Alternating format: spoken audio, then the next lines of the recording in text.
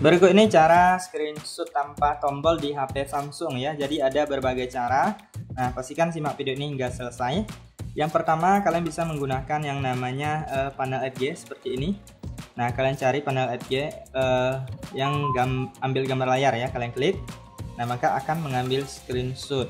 Nah, untuk panel Edge ini juga bisa mengambil screenshot sebagian. Nah, ini persegi, panjang, dan oval ya. Nah, jadi ini untuk mengambil screenshot sebagian. Kalau udah, klik selesai, lalu simpan, maka akan tersimpan ke galeri. Kemudian ini ada oval juga. Nah, jadi juga bisa bulat ya.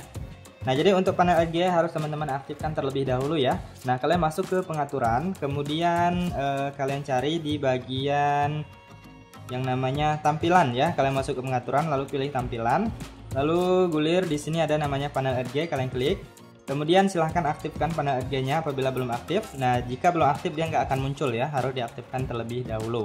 Nah, kalau udah aktif kalian bisa setting di bagian panel. Ini biasanya saya akan menambahkan tugas, pilih cerdas, dan aplikasi ya. Ini edit, bisa diatur, bisa ditambahkan alat-alatnya. Pastikan ada gambar layar untuk mengambil screenshot. Kemudian ini ada gagang, kalian bisa atur posisinya di kiri ataupun di kanan. Kemudian warnanya juga bisa diubah. Transparansi, ukuran, lebar juga bisa kalian atur ya. Kalian setting aja pengaturannya sesuai dengan kebutuhan kalian. Nah, jika sudah ini udah aktif, kalian bisa keluar dan sudah bisa menggunakannya.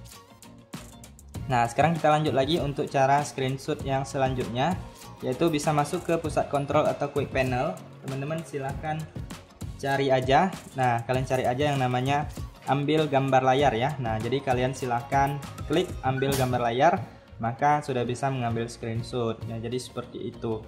Nah, jika teman-teman merasa sulit menemukan ambil gambar layar, di sini kalian cari nggak ada, kalian bisa klik ikon pensil, kemudian pilih edit, lalu kalian cari di bawah ini, kemudian kalian tambahkan ke atas ya.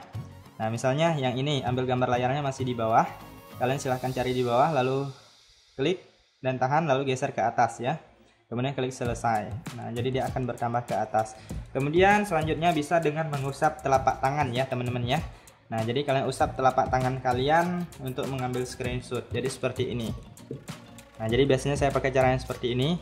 Jadi saya usap permukaannya. Ada juga yang seperti ini juga ada ya. Nah, jadi terserah kalian. Nah, jadi saya praktekkan yang seperti ini.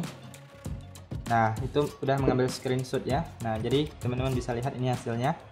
Nah, jadi usap telapak tangan ini harus diaktifkan terlebih dahulu baru bisa kita gunakan.